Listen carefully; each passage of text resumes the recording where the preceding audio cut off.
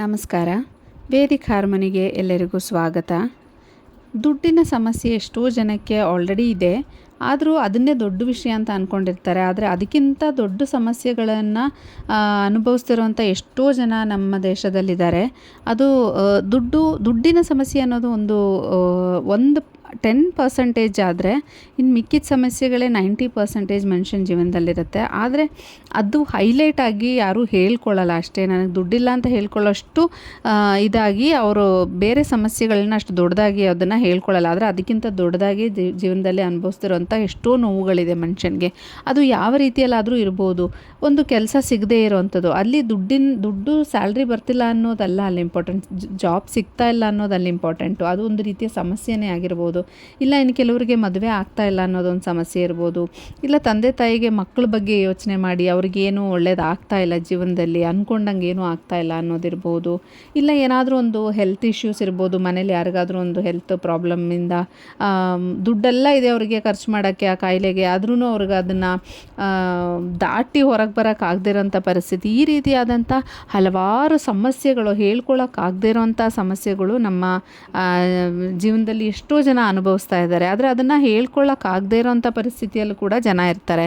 ಆದರೆ ಇದಕ್ಕೆಲ್ಲ ಒಂದು ಪೂರ್ತಿ ಆದಂಥ ಪರಿಹಾರ ಅಂತ ನಾನು ಹೇಳೋಕ್ಕಾಗಲ್ಲ. ಒಂದು ಸಣ್ಣ ಪರಿಹಾರ ಯಾವ ರೀತಿಯಲ್ಲಿ ಅಂದರೆ ನಾವು ಸಿಂಪಲಾಗಿ ನಾವು ಮಾಡ್ಕೊಳ್ಳೋದು, ಅದು ನಮಗೆ ಫಲಿಸಬೇಕು ಅಂದರೆ ನಮಗದು ನಡಿಬೇಕು. ಈಗೆಲ್ಲ ನಾವು ಮಾತಾಡ್ಕೊಳ್ಳುವಂಥ ವಿಷಯಗಳಿರ್ಬೋದು, ಹೇಳ್ಕೊಳ್ಳೋಂಥ ಇರ್ಬೋದು, ಪೂಜೆ ಇರ್ಬೋದು, ಇನ್ನೊಂದು ಹಲವಾರು ವಿಷಯಗಳನ್ನೆಲ್ಲ ಕಂಪೇರ್ ಮಾಡಿ ನೋಡಿದರೆ ಈ ನಂಬರ್ಗೆ ತುಂಬಾ ಶಕ್ತಿ ಇದೆ. ಅದಕ್ಕೆ ಒಂದು ಕ್ಯಾಲ್ಕುಲೇಷನ್ಸ್ಗೂ ಅಷ್ಟೇ, ಒಂದು ನಂಬರ್ನ ನಾವು ಕ್ಯಾಲ್ಕುಲೇಟ್ ಮಾಡಿ ಅದಕ್ಕೆ ಸಿಗುವಂಥ ನಂಬರ್ ಏನಿರುತ್ತೆ ಅಂದರೆ ಆ್ಯಡ್ ಮಾಡಿ ಬರುವಂಥ ನಂಬರ್ ಇರ್ಬೋದು, ಸಬ್ಟ್ರ್ಯಾಕ್ಟ್ ಮಾಡಿ ಬರುವಂಥ ನಂಬರ್ ಇರ್ಬೋದು.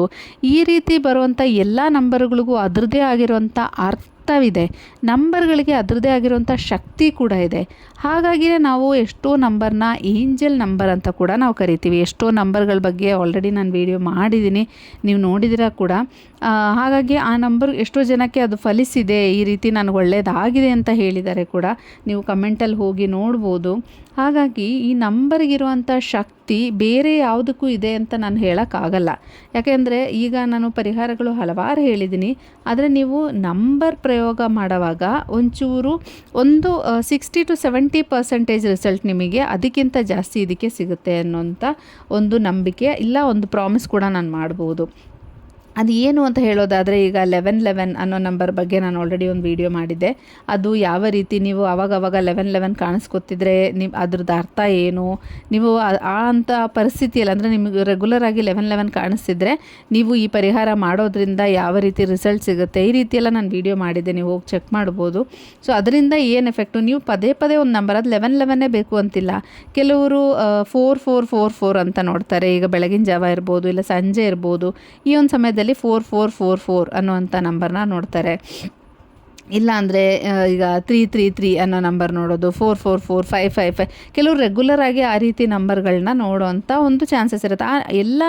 ಆ ರೀತಿ ನೋಡುವಾಗ ಕೆಲವೊಂದು ನಂಬರ್ನ ರಿಪೀಟೆಡ್ ಆಗಿ ನೋಡೋದಾಗಲಿ, ಈಗ ನೀವು 444 ನೋಡ್ತಿದ್ದೀರಾ ಅಂದ್ಕೊಳ್ಳಿ, ಆ ಒಂದು ತಿರ್ಗಾ ನೆಕ್ಸ್ಟ್ ದಿನ ಇರ್ಬೋದು, ಅದೇ ಸಮಯ ಬಂದಾಗ ನೀವು ಮೊಬೈಲ್ ನೋಡೋದಾಗಲಿ, ಇಲ್ಲ ಕ್ಲಾಕ್ ನೋಡೋದಾಗಲಿ, ಇಲ್ಲ ಬೇರೆ ಎಲ್ಲಾದರೂ ಆ ಒಂದು ನಂಬರ್ ನಿಮಗೆ ಕಾಣಿಸ್ಕೊಳ್ಳೋದು, ಈ ರೀತಿ ಆಗುವಂಥ ಚಾನ್ಸಸ್ಸು ಜಾಸ್ತಿ ಇರುತ್ತೆ. ಹಾಗಾಗಿ ಕೆಲವೊಂದು ಏಂಜಲ್ ನಂಬರು ನಿಮ್ಮನ್ನು ಹುಡ್ಕೊಂಡು ಬರುವಂಥ ಚಾನ್ಸಸ್ ಕೂಡ ಇರುತ್ತೆ.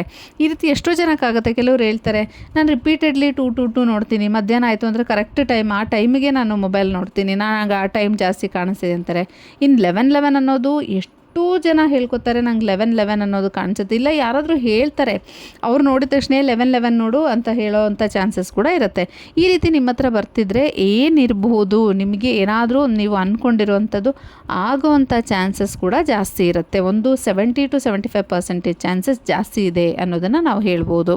ಇವತ್ತಿನ ವಿಡಿಯೋದಲ್ಲಿ ನಾನು ಹೇಳ್ತಿರೋವಂಥದ್ದು, ಹಲವಾರು ಸಮಸ್ಯೆಗಳನ್ನು ನೀವು ಅನುಭವಿಸ್ತಾ ಇದ್ದರೆ ಈ ಒಂದು ಸಮಸ್ಯೆನ ನಾವು ಓವರ್ಕಮ್ ಬರೋದು ಅಂದರೆ ನಾವು ಜೀವನದಲ್ಲಿ ಅದಕ್ಕೆ ಒಂದು ದಾರಿ ಹುಡ್ಕೊಳ್ಳೋದಿರ್ಬೋದು, ಇಲ್ಲ ಅದನ್ನು ದಾಟಿ ನಾವು ಮುಂದೆ ಹೋಗೋದು ಹೇಗೆ ಅನ್ನೋದಕ್ಕೋಸ್ಕರ ಒಂದು ಸಣ್ಣ ನಂಬರ್ ಇದು. ಈ ನಂಬರ್ 444 ಅನ್ನೋದು ಆಲ್ರೆಡಿ ನೀವು ವಿಡಿಯೋದಲ್ಲಿ ನೋಡ್ತಿದ್ದೀರಾ. ಸೊ 111 ಅನ್ನೋ ವಿಡಿಯೋನ ನಾನು ಇದಕ್ಕೆ ಮುಂಚೆ ಮಾಡಿದ್ದೆ. ಅದೇ ರೀತಿಯೇ ಇದು ಕೂಡ 444 ಅನ್ನೋ ನಂಬರು ಕೂಡ ಅಷ್ಟೇ ಶಕ್ತಿ ಇದೆ. ಈ ರೀತಿ ಯಾವುದೇ ಒಂದು ರೀತಿ ಸಮಸ್ಯೆಗಳು ನಿಮ್ಮ ಜೀವನದಲ್ಲಿ ಆಗ್ತಿದೆ, ಅದು ಯಾವುದು ಅಂತ ನಾನು ಹೇಳಿದೆ, ಯಾವ ರೀತಿ ಇರಬಹುದು, ಯಾವುದು ಅಂತ ನಾವು ಹೇಳ್ಕೊಳಕ್ಕಾಗದಿರೋಂಥ ಸಮಸ್ಯೆಗಳಿರ್ಬೋದು. ಇದು ಅದು ಅಂತ ಪರ್ಟಿಕ್ಯುಲರಾಗಿ ಹೇಳೋದಕ್ಕಿಂತ ನೀವು ಯಾವ ಥರ ಸಮಸ್ಯೆನ ಅನುಭವಿಸ್ತಿದ್ದೀರಾ ಅದನ್ನು ದಾಟಿ ನೀವು ಮುಂದೆ ಹೋಗೋದು ಹೇಗೆ ಅನ್ನೋದನ್ನು ನೀವು ಈ ಒಂದು ಪರಿಹಾರ ಮಾಡೋದ್ರಿಂದ ನಿಮಗೆ ಸಿಗುತ್ತೆ. ಇದನ್ನು ನೀವು 21 ಡೇಸ್ ನೀವು ಮಾಡಬೇಕಾಗಿರೋದು ಏನಿಲ್ಲ. ಜಸ್ಟ್ ನಿಮ್ಮ ಎಡಗೈಯಲ್ಲಿ ನೀವು ವಾಚ್ ಕಟ್ಟುವಂಥ ಜಾಗ, ನೀವು ಪಿಕ್ಚರಲ್ಲಿ ನೋಡ್ತಿದ್ದೀರಲ್ಲ ಆ ಜಾಗದಲ್ಲಿ ನೀವು 444 ಅಂತ ಬರೀಬೇಕು. ಈ 444 ಬರೆದ್ರೆ ನೀವು ವಾಚ್ ಕಟ್ಟೋವಾಗ ಅದು ಕವರ್ ಆಗಬಾರ್ದು. ಆ ರೀತಿ ಸ್ವಲ್ಪ ಒಂಚೂರು ಕೆಳಗಡೆ ಇಲ್ಲ ಮೇಲ್ಗಡೆಗೆ ಬರೀರಿ ನೀವು ವಾಚ್ ಕಟ್ಟೋರಾದರೆ. ಇಲ್ಲಾಂದರೆ ನೀವು ಡೈರೆಕ್ಟಾಗಿ ಆ ಜಾಗದಲ್ಲೇ ಬರ್ಕೋಬೋದು. ಈ ರೀತಿ ಬರೆದಿದ್ದ ನಂತರ ಇದು ಪ್ರತಿದಿನ ಬರ್ಕೋಬೇಕು. 21 ಡೇಸ್ ಕಂಟಿನ್ಯೂಸ್ ಆಗಿ ನೀವು ಬರೀಬೇಕಾಗುತ್ತೆ. ಈ ರೀತಿ ಬರೆದಿದ್ದ ನಂತರ ಒಂದೇ ಒಂದು ನಿಮಿಷ ನಿಮಗೋಸ್ಕರ ನೀವು ಕೊಡಬೇಕಾಗತ್ತೆ. ಇಷ್ಟೆಲ್ಲ ಸಮಸ್ಯೆ ನಮ್ಮ ಜೀವನದಲ್ಲಿದ್ದಾಗ 1 ನಿಮಿಷ ನಾವು ಅದನ್ನು ಪರಿಹಾರ ಮಾಡ್ಕೊಳ್ಳೋಕೆ ಕೊಟ್ಟಿಲ್ಲ ಅಂದರೆ ಹೇಗೆ? ಸೊ ಈ 1 ನಿಮಿಷದಲ್ಲಿ ನೀವೇನು ಮಾಡಬೇಕು ಅಂದರೆ, ನೀವು ಎಲ್ಲಾದರೂ ಒಂದು ಕಡೆ ಕೂತ್ಕೋಬೇಕು. ಒಂದು ಬೆಡ್ ಇರ್ಬೋದು, ಚೇರ್ ಇರ್ಬೋದು, ನೆಲದ ಮೇಲೆ ಎಲ್ಲಿ ನಿಮಗೆ ಆ ಟೈಮಲ್ಲಿ ನೀವು ಬರೆದಾದ್ಮೇಲೆ ಎಲ್ಲಿ ಜಾಗ ಇದೆ ಅಲ್ಲಿ ಕೂತ್ಕೊಂಡು ಒಂದೇ ಒಂದು ನಿಮಿಷ ನೀವು ನಿಮ್ಮ ಬಲಗೈಯಿಂದ ಈ ಬರೆದಿರೋಂಥ ಎಡಗೈಯಲ್ಲಿ ಬರೆದಿರೋಂಥದ್ದನ್ನು ನೀವು ಕವರ್ ಮಾಡಿ ಇಟ್ಕೋಬೇಕು. ಬಲಗೈಯಿಂದ ಇಟ್ಕೊಂಡು ನಂತರ ನೀವೇನು ಮಾಡಬೇಕು ಅಂದರೆ ಕಣ್ಣು ಮುಚ್ಕೊಂಡು ಒಂದೇ ಒಂದು ನಿಮಿಷ ನೀವು ವಿಜುವಲೈಸೇಷನ್ ಮಾಡ್ಕೋಬೇಕು. ಅಂದರೆ ನಿಮ್ಮ ಸಮಸ್ಯೆ ಏನಿದೆ ಅದು ಪರಿಹಾರ ಆಗ್ತಿರೋ ರೀತಿಯಲ್ಲಿ ನೀವು ಕಾಣಬೇಕಾಗುತ್ತೆ. ಇಮ್ಯಾಜಿನೇಷನ್ ನೀವು ಮಾಡ್ಕೋಬೇಕಾಗತ್ತೆ. ಈ ಕೈಯಲ್ಲಿ ನೀವು ಇದು ಬಲಗೈಯಿಂದ ಕವರ್ ಮಾಡಿಕೊಂಡು ನೀವು ಇಮ್ಯಾಜಿನ್ ಮಾಡ್ಕೋಬೇಕು. ನಿಮ್ದು ಏನು ಪ್ರಾಬ್ಲಮ್, ನೀವೇನು ಫೇಸ್ ಮಾಡ್ತಿದ್ದೀರಾ ಅದು ಕ್ಲಿಯರ್ ಆಗ್ತಿದೆ. ಹಾಗೆ ನಿಮ್ಮ ಸುತ್ತಲೂ ಒಂದು ವೈಟ್ ಸಿಲ್ವರ್ ಪ್ರೊಟೆಕ್ಷನ್ ನಿಮಗೆ ಸಿಗ್ತಾ ಇದೆ. ಅಂದರೆ ಬೆಳಕು, ಅಂದರೆ ಸೂರ್ಯನ ಬೆಳಕು ಯಾವ ರೀತಿ ಇರುತ್ತಲ್ಲ ಆ ರೀತಿ ಒಂದು ಪ್ರೊಟೆಕ್ಷನ್ ನಿಮ್ಮ ಸುತ್ತಲೂ ಬರ್ತಿದೆ. ನಿಮ್ಮ ಪ್ರಾಬ್ಲಮ್ ಸಾಲ್ವ್ ಆಗ್ತಿದೆ ಅನ್ನೋದನ್ನು ನೀವು ಕಾಣಬೇಕಾಗತ್ತೆ.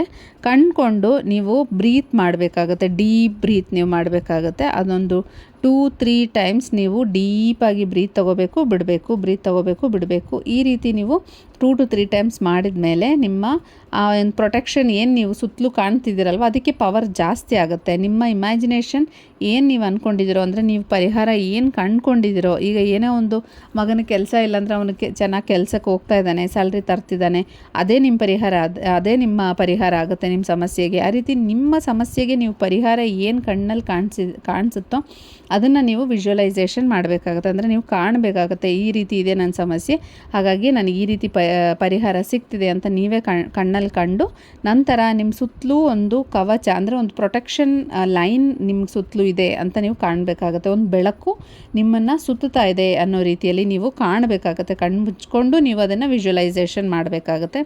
ಈ ರೀತಿ ಮಾಡಿದಾಗ ಏನಾಗುತ್ತೆ, ಇದಕ್ಕೆ ಪವರ್ ಜಾಸ್ತಿ ಆಗುತ್ತೆ.